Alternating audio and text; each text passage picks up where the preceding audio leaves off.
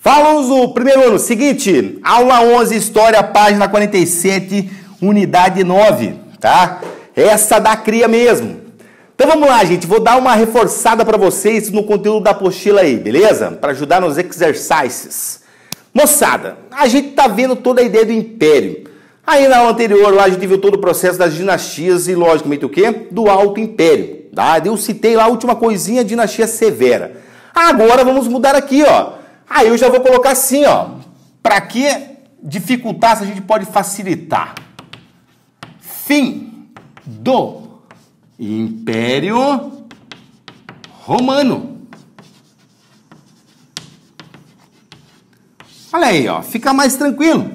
Ou seja, o fim do Império Romano a gente vai relacionar com essa ideia aqui, ó. Ó, deixa eu pôr assim, o tal do Baixo Império. Pode ver, deixa eu pôr aqui dentro de uma nuvenzinha, beleza? Aí o que acontece? Eu poderia escrever aqui ainda, Dinastia Severa, tá? Mas não, aí sim eu já vou fazer um destaque maior para vocês. A ideia disso aqui, ó. A famosa crise do século... Que beleza! Crise do século III. Beleza? Então, gente, tecnicamente, sempre a gente resume a ideia do fim do Império Romano a uma ideia de exército. Pô, show de bola, tá? Não tem problema nenhum, não. Mas, para quem tiver curiosidade aí, como agora a moda é logicamente o quê? Falar de epidemias, aqui também teve uma, tá, gente? A epidemia de Cipriano, que, pô, ajudou a detonar com o Império Romano aí, beleza? Agora, vamos lá, gente. O esquema é assim, desde a primeira aula que eu falei para vocês de república, eu sempre comentei, Roma se tornou gigante por causa do quê? Do seu exército. O exército romano, a tática, o soldado, as armas, os equipamentos, cara, a maneira, a estratégia, tudo era o exército. O exército durante a república, gente, era uma instituição do general, do Júlio César, do Otávio, do Marco Antônio e outros tantos generais. Agora, entrou o império, lá desde o século I, é o quê? Uma estrutura do Estado. Então antes, cara, simplesmente o cara podia ter lá, sei lá, o cara vai conquistar um reino, ele pode pegar lá um despojo de guerra. Tudo que ele puder carregar é dele. Durante a fase imperial, isso já foi mudando um pouco, tá? Ou seja, ele só ganha o salário. Logicamente que aí paga em sal é caro, mas, cara, não é aquela beleza que nem era antes, beleza? E daí o seguinte, criançada, a crise do século III vai ser justamente por causa disso. A famosa, deixa eu pôr aqui, ó, crise do exército. Então vamos lá, gente. Olha como uma coisa aqui, ela é bem simplesinha e bem bonitinha. Basicamente o exército romano agora está entrando em crise, tá? Pô, mas tão poderoso e agora está em crise? É, para vocês verem. E daí, a partir aqui dos anos 200, vai acontecer isso. Se temos uma crise do exército, nós vamos ter o quê? Uma crise das conquistas. Criançada amada, ó, se o exército está em crise, as conquistas vão o quê? Diminuir, beleza? Então não tem nem o que dizer, ó.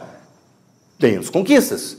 Agora, se as conquistas estão em crise, logicamente vai acontecer isso aqui, ó. Crise do escravismo. Olha aí, minha criançada, ó. Crise do escravismo. Se não tem exército, não tem conquista, não vai ter o quê? Escravos. Pô, pessoal, mas que coisa, hein? Para vocês verem. Na República houve a crise da República por causa do excesso de escravos. Aqui a coisa vai complicar um pouco por causa do quê? Da falta de escravos, tá? E daí vou mais além ainda. Com a crise dos escravos, logicamente vai existir isso aqui, ó. A crise da agricultura.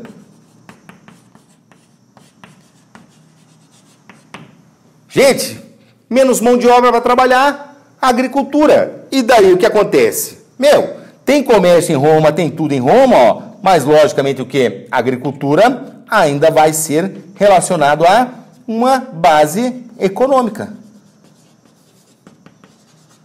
Ou seja, a partir de todo o processo da dinastia Severa lá, gente, o Império Romano está o quê? Entrando em crise. Beleza? Então o que acontece? Isso aqui, meu, é para vocês verem. Pode pintar uma questão da prova de vocês, pode pintar uma questão, cara, relacionada lá a um teste seletivo que vocês vão fazer. Basicamente, cara, você pega o processo da República, foi o quê? Excesso de escravos. Aqui vai ser o quê? A falta de escravos. Beleza? Acabou, professor? Não. Aí que agora vem. Continuamos na crise do século III e a gente vai entrar nesse processinho aqui, ó. Meu, para piorar a situação, nós vamos ter isso. Corrupção. Palavrinha que sempre está por aí. Gente, corrupção. Então imaginem só. Basicamente, cara, um Império Romano gigantesco, cara, mas aquilo muito grande mesmo. Aí o que que rola? Tem os governadores de província. E esses governadores de província pagavam o quê? Impostos. É um cargo político, de confiança, mais ou menos que nem rola até hoje aí. E daí o problema é o seguinte, esses caras também se tornam corruptos. O bicho da corrupção, o cara pega mesmo e destrói. E daí, com a corrupção, vai acontecer isso. Diminui os impostos. Então, por exemplo, o cara tá lá na Palestina. Ele pagava 10 peças de impostos, né? 10 peças de ouro. Aí ele começa a pagar 8, 7, 6, 5, 4, 3, 2, 1 e não paga mais imposto. E daí, sem essa grana do imposto, o que que vai acontecer? Não tem como investir. Não investir aonde? No exército, em Roma, na agricultura. Ou seja, deixa eu voltar aqui, ó. Pode ver, gente, que é um círculo. Então você não tem como investir, isso aqui enfraquece e logicamente vai enfraquecendo o quê? Todo o resto. Então basicamente o que a gente pega aqui, ó, toda a ideia de corrupção, ela vai ser também essencial para a destruição do próprio Império Romano. Aí, moçada, ó, não existe corrupção, cara, detona o império mesmo, beleza? Tem mais? Claro que tem mais, gente. A gente não pode esquecer, até porque vocês têm bem aí no finalzinho da aula, isso aqui, ó. As invasões bárbaras. Aí, ó, deixa eu dar um destaque. As invasões bárbaras. Nós vamos ter o quê? Os germanos. Que nem eu tinha comentado com vocês, ó. Os germanos chegaram numa boa, a partir do século I. Eles foram invadindo as terras do Império Romano, se fixando, foram casando lá com filho de militares, né? Filha de bárbaro com filho de militar. Ou seja, foram cultivando a terra, foram participando da vida romana. Século I, século II.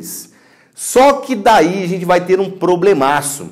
A partir do século III, aparece essa moçada maluca aqui da Ásia, ó. Os tártaros mongóis.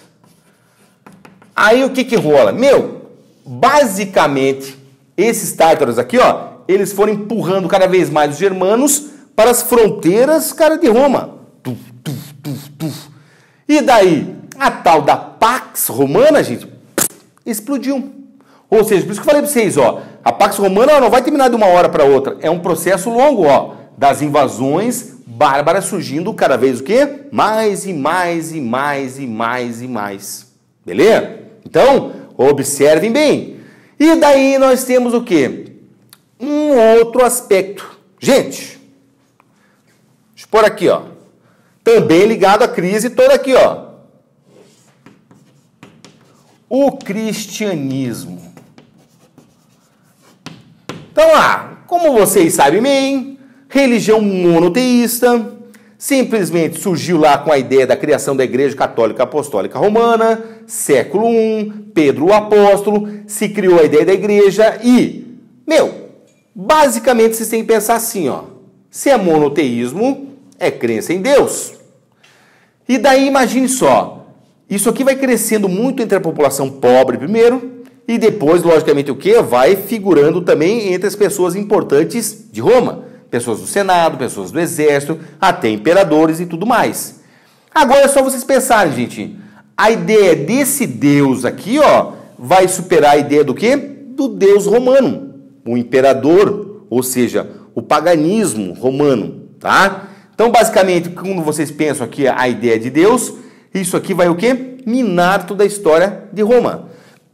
Então, vamos lá, ó. O cristianismo, basicamente, ele surge entre os pobres. Daí a gente pôr aqui, ó. Lutava. Agora eu vou dar uma exagerada aqui, mas é bom para ficar emocionante a aula, minhas crianças, ó. Lutava pelo quê? Pela ideia de igualdade. Ó, vou dar uma exagerada maior ainda. Agora fiquei aqui, ó. Liberdade e fraternidade. Ó, usei o lema da Revolução Francesa aqui, ó. Porque pensem, ó, Jesus, que teria nascido lá na época de Otávio, basicamente ele lutava pelo quê? Contra a opressão romana, ou seja, ele queria igualdade, liberdade e fraternidade. Então é aquilo que eu falei, ó, isso começou a pegar o quê? Primeiro as pessoas mais pobres e mais humildes, tá? E daí vai o quê? Tchum, crescendo, beleza? E daí o seguinte, você vai ver que logicamente o quê? Vai chegar nessa fase aqui, ó. O imperador. Aí a gente fazia assim para ficar melhor, ó. Imperador. Primeiro, vamos ter aqui o Constantino. O Constantino pelo Édito Papel de Milão. Pelo Édito de Milão, o imperador Constantino vai liberar o culto. Gente, isso aqui eu já estou falando lá de finalzinho do século IV, tá? E daí o que acontece? Liberou o culto. Bacana. Agora, nós vamos ter isso aqui, ó. O grande imperador Teodósio, pelo Édito de Tessalônica, oficializa a religião. Então, basicamente, gente, os cristãos que eram perseguidos lá porque exigiam igualdade, liberdade e fraternidade, não participavam dos cultos romanos, viviam escondidos nas catacumbas, era um povo estranho, era temido pelo não sei o quê. Agora, simplesmente, o quê? Esse povo vai começar o quê? A perseguir aqueles que não são cristãos, tá? Então, basicamente, aí vão surgir reformas na Igreja Católica Apostólica Romana que vão tornar o quê? Simplesmente a Igreja Católica a organização mais poderosa da Idade Média, beleza? Agora, para fechar de verdade aqui, gente, aí tem aquele lance assim, ó. Divisão do Império.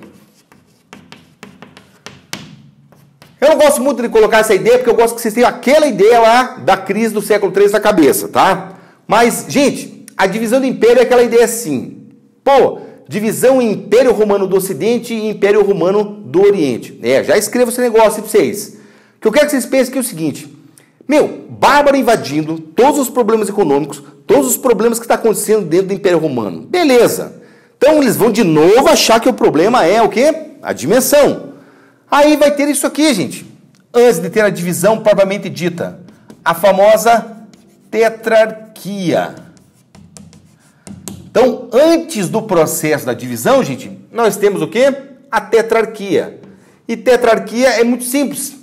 Porque o Império todo vai ser governado por 2 generais. E, logicamente, o quê? 2 imperadores. Beleza? Então, pode ver. Não está resolvendo o problema, gente. Não chegou a simplesmente o quê? A falar assim, nossa, agora deu certo, hein? Estamos no rumo de novo. Tanto que no século IV, V, vai pintar a ideia o quê? Do Império Romano. Dividido em 2 partes. Aí se faz assim, ó. A parte do Ocidente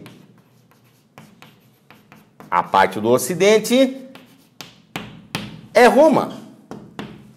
Ou seja, Roma daí simplesmente vai cair o quê? Em 476 depois de Cristo.